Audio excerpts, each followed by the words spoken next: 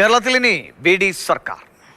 വടശ്ശേരി ദാമോദര മേനോൻ സതീശൻ എന്ന ഞാൻ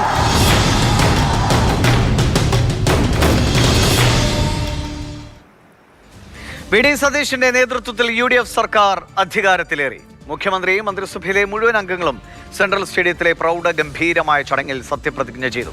രാഹുൽ ഗാന്ധിയും പ്രിയങ്ക ഗാന്ധിയും ഉൾപ്പെടെ കോൺഗ്രസ് നേതാക്കളും വിവിധ സംസ്ഥാന മുഖ്യമന്ത്രിമാരായ സിദ്ധരാമയ്യ, രേവന്ത് റെഡ്ഡി, സുഖ്വീന്ദർ സിംഗ് സുഖു എന്നിവരും ചടങ്ങിനെത്തി.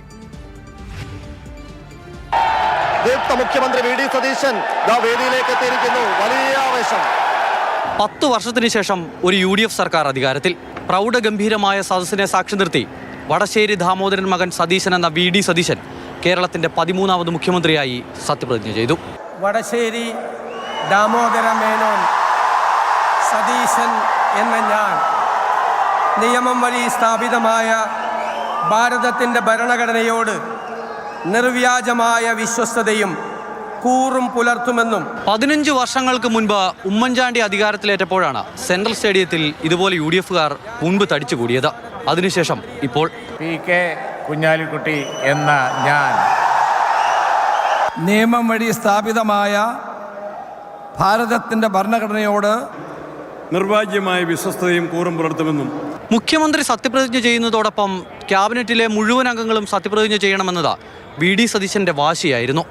അതിനാൽ 20 മന്ത്രിമാരും മുഖ്യമന്ത്രിക്കൊപ്പം സത്യപ്രതിജ്ഞ ചെയ്തു. I, K. Muraleedharan, do swear in the name of God. നിയമം വഴി സ്ഥാപിതമായ ഭാരതത്തിൻ്റെ ഭരണഘടനയോട്. VD സതീശന്റെ ക്യാബിനറ്റിന് പ്രവർത്തന പരിചയത്തിന്റെ പാരമ്പര്യവും യുവത്വത്തിന്റെ പുതുമയുമുണ്ട്. PK കുഞ്ഞാലിക്കുട്ടിയും രമേശ് ചെന്നിത്തലയും K. മുരളീധരനും മുതൽ OJ ജനീഷ് വരെ ക്യാബിനറ്റിന്റെ ഭാഗമായി. ബിന്ദു കൃഷ്ണ എന്ന ഞാൻ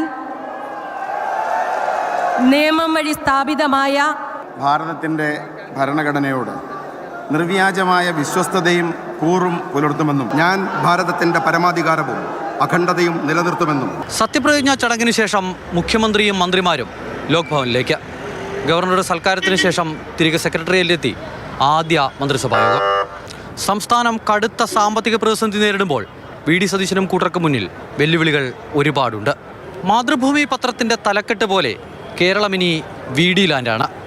VD സതീശനൊപ്പം കിട്ടിയിരിക്കുന്നത് മികച്ച ഒരു ടീമിനെയാണ്. സംസ്ഥാനത്തിൻ്റെ വികസനവും ക്ഷേമവുമെല്ലാം നല്ലതുപോലെ മുന്നോട്ട് കൊണ്ടുപോകാൻ VD സതീശൻ സർക്കാരിനാവട്ടെ. അമൽ തേനമ്പറമ്പിൽ, മാതൃഭൂമി ന്യൂസ്, തിരുവനന്തപുരം.